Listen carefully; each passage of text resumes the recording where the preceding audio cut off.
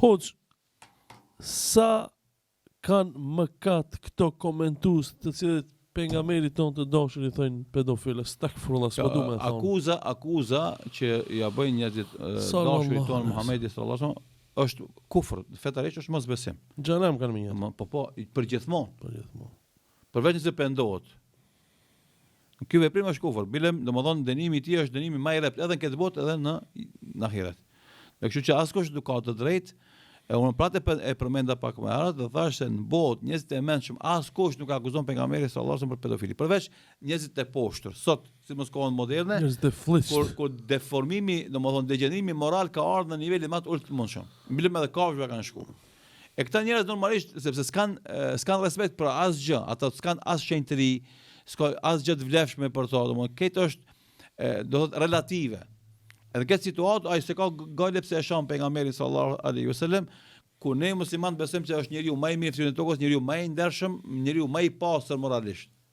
Edhe andaj të na në aspektin fetar, kushdo që e ofendon Muhamedit sallallahu alaihi wasallam apo shpif mbi të ose akuzon me diçka ose domethënë flet keq për të, ai njeriu me këto veprime del nga feja islame. Është shpallët jo musliman, renegat, dhe në jetën e ahiretit është përgjithmonë xhehenem. Përgjithmonë, pafund. Nëse pendohet normalisht pastaj pendimi është diçka tjetër, ama nëse nuk pendohet, edhe dënimet janë dhëmshme, edhe në këtë botë edhe në ahiret. Ai njeriu normalisht ka me pas lumturi, ka me pas harmoni në këtë botë, edhe ka me vujt faktikisht këtë qasje poshtruese ndaj pejgamberit sallallahu alajhi wasallam me poshtrim të tij në këtë botë dhe me dënim të dhëmshëm në jetën pas vdekjes në ahiretin. Charles Kriki e shkruaj në status. Thash, subhanallah, ka podcasterat të cilët në mrena podcastit topin salavate shpesh pejgamberit sallallahu alaihi wasallam. Ka tipa sikur Charles Kriki i cili mos janë gjallë, i cili thot pejgamberi sallallahu alaihi wasallam pedofil. Hajde inshallah. Jo, se cili ka me marr dënimin e vet, po. Jeta është vetë, na këtë kena ndër para Allahut. E ti mundesh për shembull me kundërshtu një mendim, një fe, një sen. Mirë po duhet me pas respekt në komunikim me tjerët. Se faktikisht shumë supozojmë se ti je misionar krishter.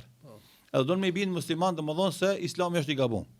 Po ti nëse ofendon se një bën ka vetja. Çka i shton? Kjo tregon arrogancë, mendjemallsi. Domodin karakter abuzues.